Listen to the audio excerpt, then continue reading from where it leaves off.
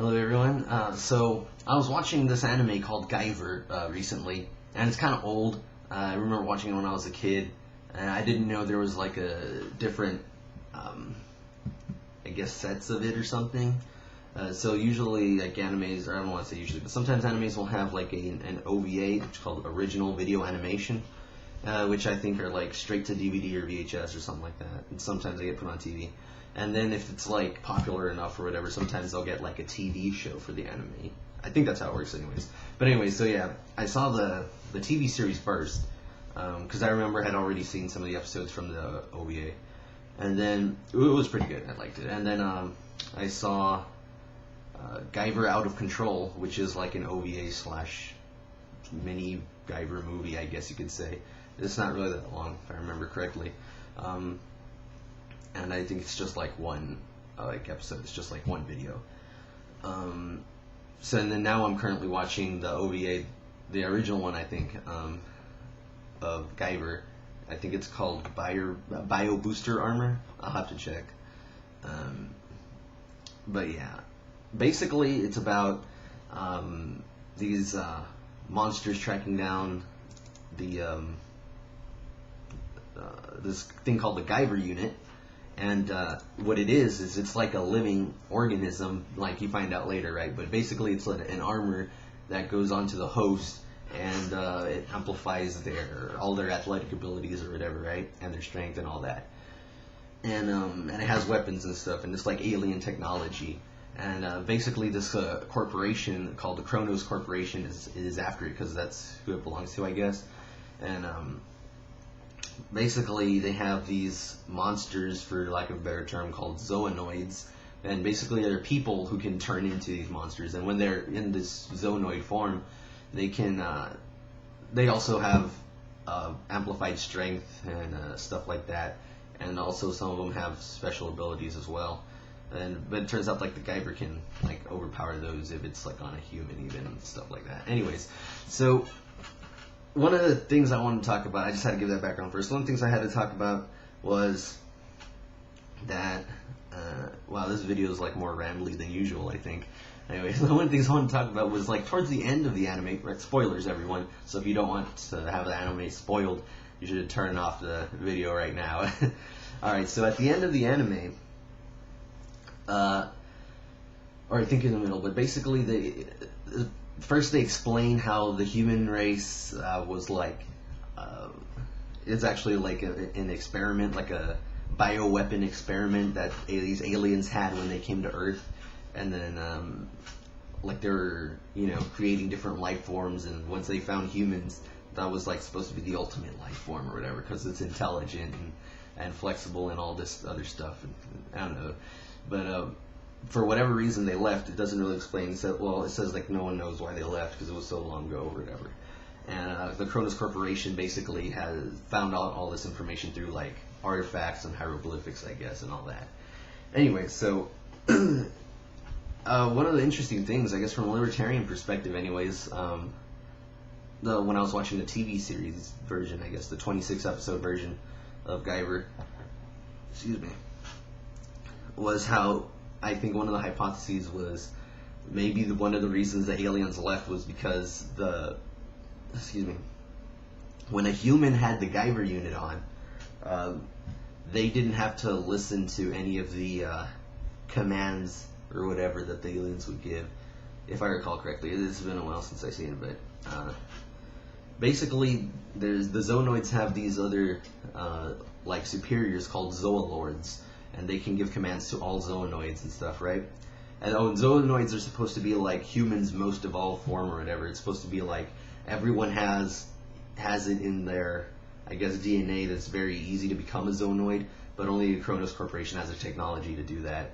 And basically you enter something called the optimization chamber. Just a little background, if they rush the process, you don't have as long until live, or if you get out early before it finishes, you have like a week to a month or so to live, and sometimes like you can't transform back from your zoonoid form or whatever. Another interesting thing is that when the zoonoids die, they just like dissolve.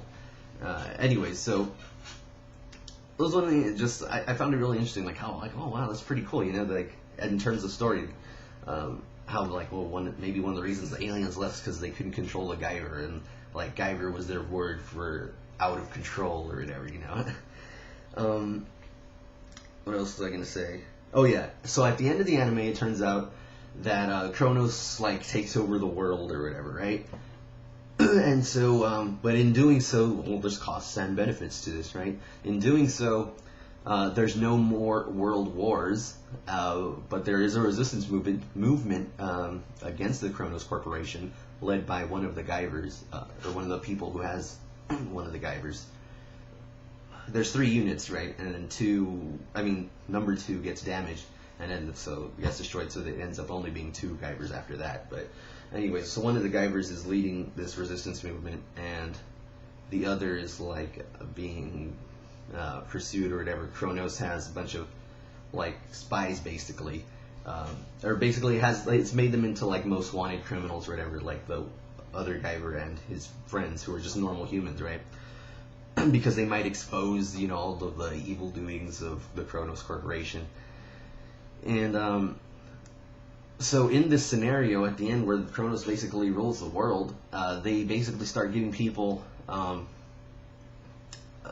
offering them to take them to the optimization chambers, and it's optional because basically Kronos Corporation becomes the government, and it's not mandatory, it's optional, right? And so, Guyver 1, Sho Fukamachi, I think, and his friends are like, you know, horrified at when they find out that this was Kronos' plan or whatever. But like when I was watching the anime, I was like, you know, that'd be kind of cool, you know. I was like, wow, you know, you can go and get like these special powers basically, and just increase your standard of life. And so I didn't really have a problem with that. What I did have, from a libertarian perspective, one of the things that would bug again, I think any libertarian, was the whole global domination part of it, and also just the fact that all Zoanoids have to listen to the Zoolords. Like they don't have a choice because like Zoolords can literally control the Zoanoids' actions, because through their telepathy or whatever, their psychic powers, basically, I guess. So they have like these mental abilities, right? And so, plus other abilities, but they have these mental abilities to like give orders to Zoanoids, and Zoanoids, like, they can't help it, like they have to follow those orders. It's like, I don't know how to put it, it's almost like a robot, right? So it's like you take orders and then it makes you do that, right? Except for some of them called the lost numbers or whatever. But anyway, that's not really important right now. So, yeah, I mean, that's like kind of weird. Like I was saying, it comes off like really evil in the cartoon, and then it's like in the real world, like maybe that wouldn't be such a huge threat, right? Governments are always going to war with each other, but suppose one happened to take over, or suppose it's just in a single country, right? I think that'd be kind of cool to like get superpowers, basically. Not that that justifies, right? Pretty tyrannical government or anything.